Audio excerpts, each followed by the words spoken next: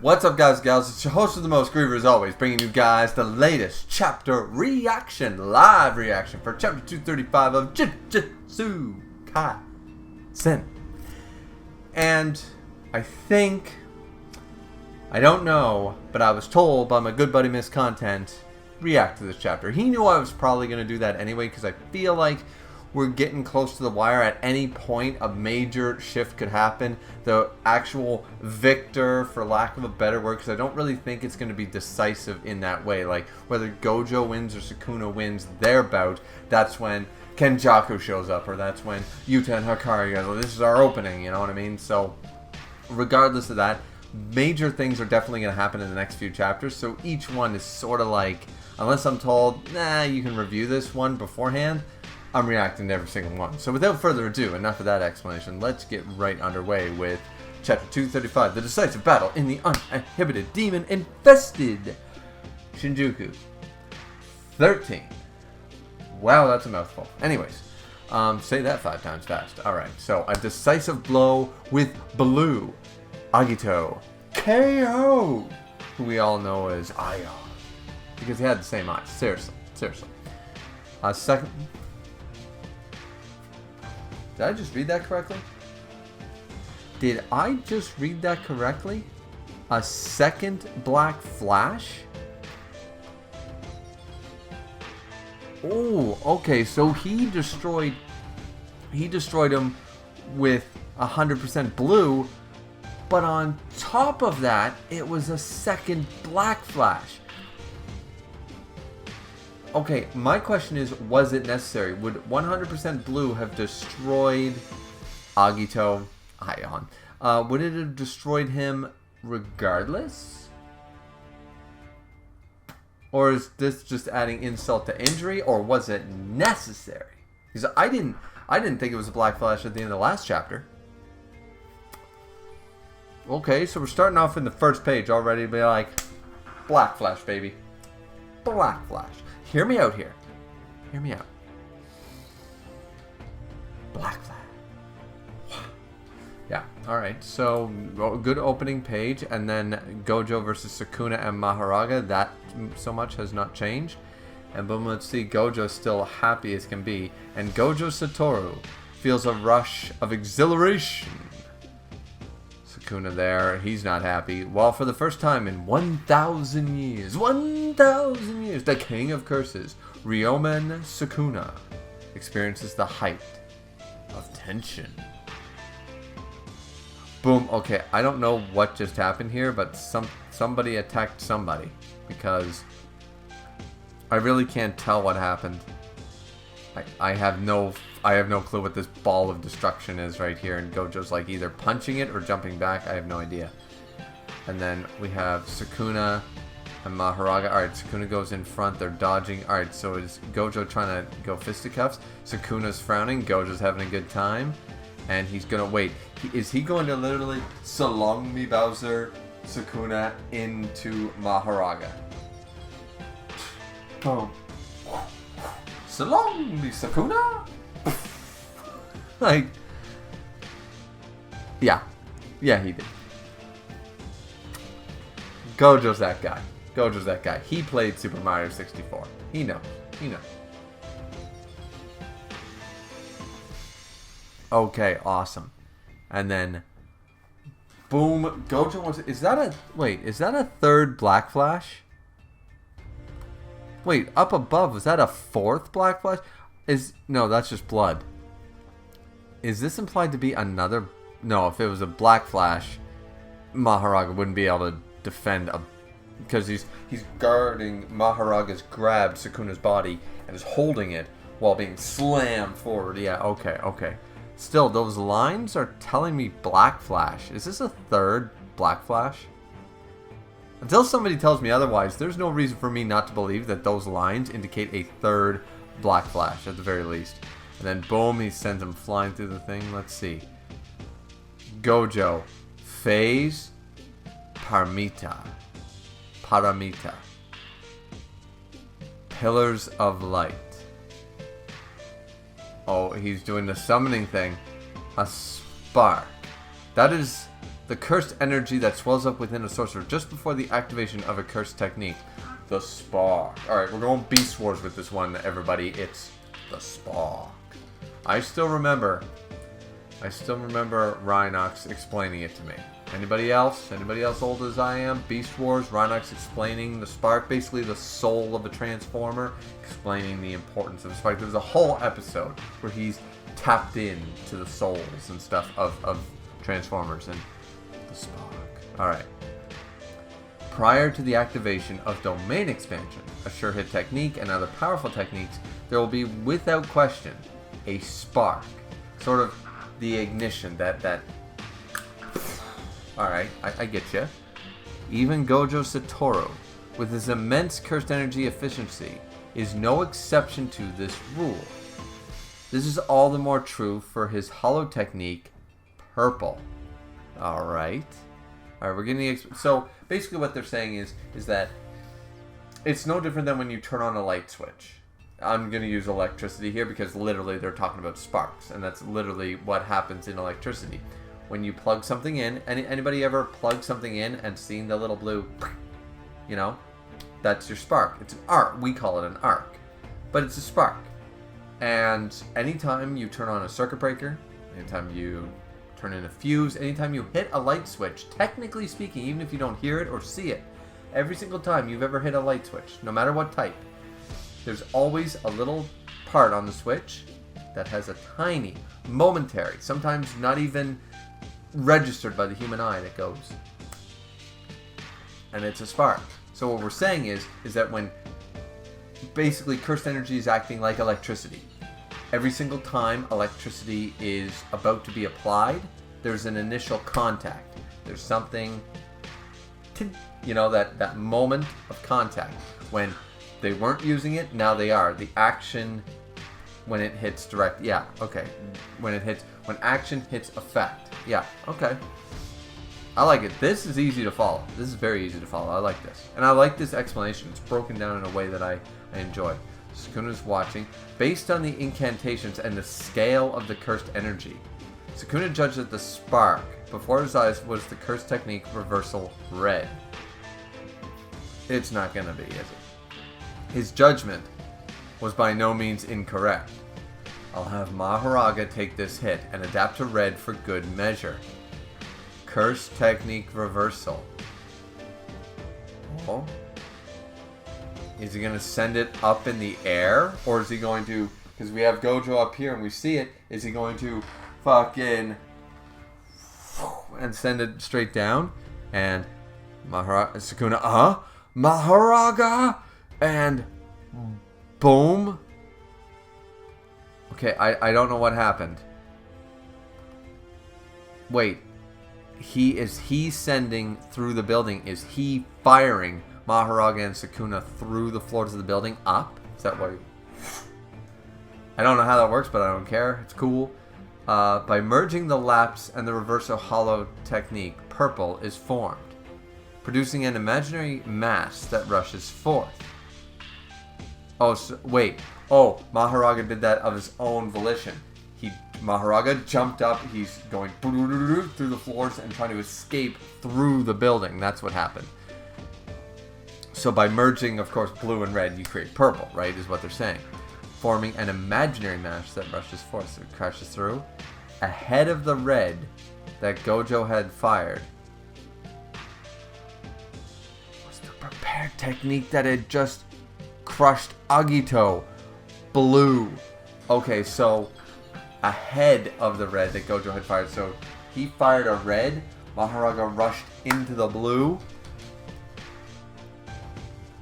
Red falls to a standstill before exploding, similar to the red that circled the building to strike Sukuna from behind. Mahoraga was ordered to prevent the two from merging, going first towards blue, which it could have completely erased after having it adapted. Running through Mahoraga's mind was a standalone thought: fulfill orders. Traveling at a rapid speed using the attraction force of blue, Gojo Satoru barged his way in between blue and Mahoraga. Purple. Let's go. He's gonna fire red. isn't he? He's going to fire red and have blue, so it's like a pseudo-purple? Is that what he's going to do? Blue chooses its targets indiscriminately. Its attraction not affecting the adapted Maharaga, which made Maharaga's adaptation now backfire. Wait a minute. Okay, so blue chooses targets indiscriminately. Its attraction not affecting the adapted Maharaga, which made Maharaga adaptation backfire. Why? Alright, this is the first point where I'm confused, people. So Gojo has shown up between blue and Maharaga here, and clearly is about to launch a fisticuff, but I am missing something here.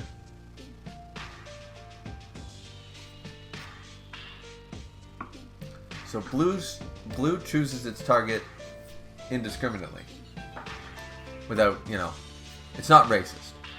And its attraction not affecting Maharaga, which has made Maharaga's adaptation now backfire. I guess I'm missing the point of that one. Anyways, doesn't matter. Someone will explain it to me exactly what's going on. And then boom, so Maharaga throws basically Sukuna away because he takes a full fisticuff from Gojo to the neck. Before it merges with blue, Sukuna spurs the explosion of red with piercing blood. Which, yes, because it would have made purple. Blue and red together will make purple. And though he can just combine it and fire purple himself, this is another, basically, this is an external way of making Hollow Purple happen. As far as I know. And so he's going to fire it, and Gojo goes in, so he takes piercing blood, so he takes a hit to the ribs. Kidney shot. And pause. Kidney shot. And boom. Alright, he's going to fire it. Too slow, says Sukuna. Gojo, huh? Phase. Twilight. The Eyes of Prinjan. The incantations for blue, recited within a shortened period of time. So, boom. Oh, shit. So, was that piercing blood, or was that... No, that's piercing blood still going through, right? Too slow. Yeah, piercing blood's going to hit him. It hits. Blue activated with restored output following the incantations. Swallows Sukuna's piercing... Oh, so he activated blue right then and there, right before piercing blood was going to hit. Piercing blood can't stop blue. And then 9 ropes. Polarized light. Crow and Shimoyo. The gap between within and without. He set him up. Alright, this is good. This is actually... Oh, Gojo be cooking. Now remember what Sukuna said. He said if he takes Hollow Purple, he's probably dead. Kusakabe sensei, I apologize. Yuta, if a burden like me were out there, he wouldn't have done this. Alright, so, but once again, I still argue, some people argued with me. Yuta and Maki and Hikari and the guys Kashimo, them working together could have helped in this fight. I'm not denying the fight would have went a different way. But I still argue that it wasn't bad to have the conversation. Yuta thought, alright, like, remember what Hikari said? And he never denied this. Remember, Hikari said, when we think we could beat Gojo in the state he's in, that's when we jump in. Yuta picked up the sword. I'm assuming Yuta, while humble but also confident in his own abilities, decided, yeah, at this point, brain damaged, no domain, weakened, beaten up Gojo, I think I could probably take him right now, and decided, alright, it's my time to fire in. Was he premature about it? Yeah, 100%. And right here, he's saying, Kusakabe, if a burden like me was out there, yeah, because Yuta, he might be third place. A lot of people saying Kenjaku, fuck off.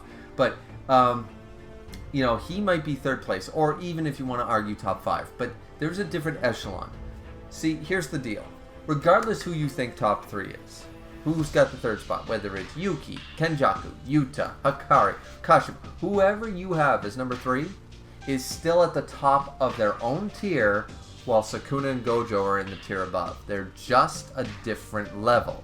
So saying top 3 doesn't mean that I think that Yuta can go out there and tango with those guys at full strength. That's not what I've been trying to say.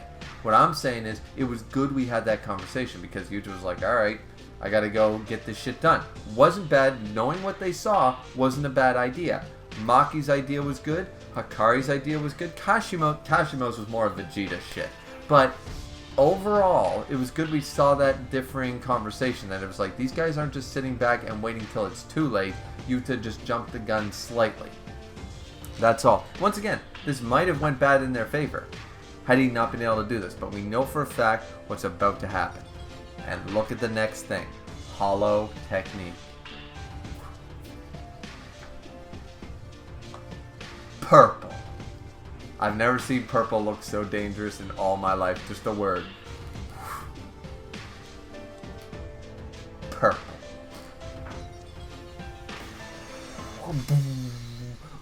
I can hear the Jango Fett bombs. You know, I can hear it now, and just look at the explode. Let's go. Let me guess, it didn't hit him. And Maharaga's wheel flying, disintegrating. He definitely destroyed Maharaga. And I'm guessing Sukuna's still alive, but... And the place is rubble. Sukuna, ooh. One lost leg, a lost hand, damaged all to hell. No Maharaga. Let's see. Let's see what this is. An unlimited purple. Not bound by any specific target. It even hit me. That's what Gojo was after. As I said, this was an external purple explosion. But sure enough, there's a difference in damage. I guess my cursed energy pool really is just that huge. Well, it's all well that ends well. I totally crushed the improv with that remote purple, don't you think? And Gojo's damaged, but he's healing. First time I've ever blown myself up. Look at Gojo go. Kusakabe, it's Gojo who regained his reverse curse technique output through those black flashes. That happens? Okay. Yeesh, way to test out a brand new move at the 11th hour. Versus Sukuna with slowed healing, no Maharaga, and an inability to do a lick of damage without amplification. Does this mean? Yeah. Gojo wins. The strongest etches his name into the old battlefield of Shinjuku. Break next week, not surprised. Now, who's gonna bet? Who's gonna bet? There's some... Sukuna's gonna pull out something. It was all... He's gonna try to pull an Aizen thing. Or Kenjaku's gonna come out and pretend that he's fucking Aizen. Place your bets now. Place your bets. I would actually really like this. Because once again, Sukuna, badass. But he lost. Straight up, he lost. And I want it to stay this way. I still know there's more to the story. This doesn't end the whole manga. But I think that once again, this is all part of Kenjaku's plan. He now, just like Toji, has a weakened Satoru Gojo. Now Kenjaku can step in. Sukuna's weak, Gojo's weak. He can pick up the pieces. Even if I don't think he's number 3, he's in the top 5, 6, probably. As some of the strongest people in the verse, Kenjaku, absolutely. So, as a result of being one of the members of the top 5, he might be a tier below. These guys are so weakened. Now's his time to step in and just, yep, pick. It's the smart mentality. It's cheating, but he's a villain. So, it goes in line with it. It's the kidneys, right? So, I would like this to personally stay. And we'll all marinate on this because it's going to be a week. But I would like this to personally stay as Sukuna's down, Gojo wins, straight up. Straight up, this is the end of their fight. No last minute hijinks. No Sukuna, you think you're seeing Kurosaki Ichigo. Fascinating. None of that shit. Don't want to see it. I think this is straight up Gojo's victory. And when Kenjaku rolls up, like he's going to, and pull some Blackbeard shit, I'll be fine with that. Because now we know who's number 1. Gojo at full health, battling anybody 1v1 or 3v1 in this case. is still the GOAT. He's still the strongest. He's etched his name done like dinner. And you know what? I'm good with it, because he said he was the GOAT at the beginning of the series, and he proved it here at the end of chapter 235. I like a man who talks the talk and then walks that goddamn walk. It's great. It's good.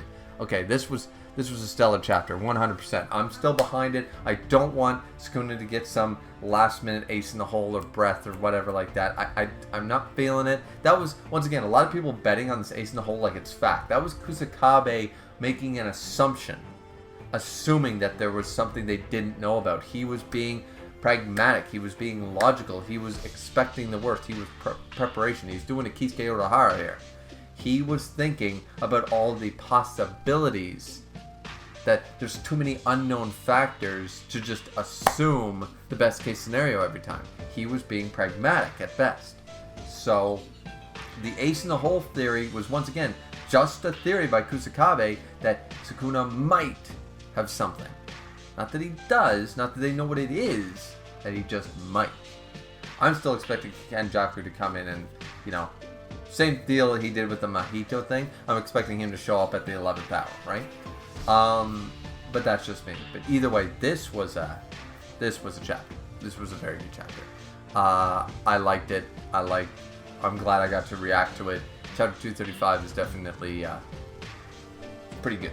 It's pretty freaking good, guys. So what do you guys think? Let me know down in the comment section down below. Don't forget to like, comment, and subscribe as always.